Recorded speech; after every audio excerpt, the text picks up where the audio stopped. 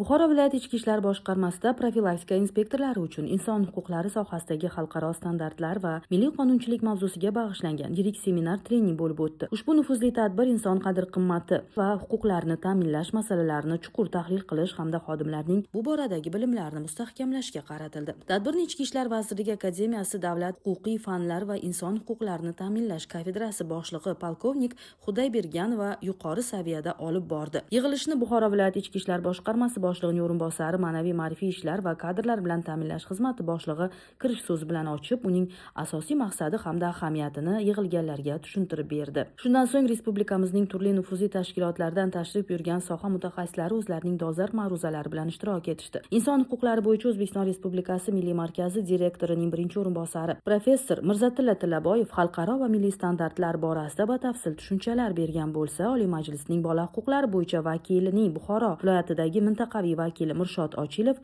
bola huquqlarini ta'minlashga doir muhim ma'lumotlar bilan o'rtoqlashdi. Shuningdek, Buxoro davlat universiteti dotsenti Sharif Rajabov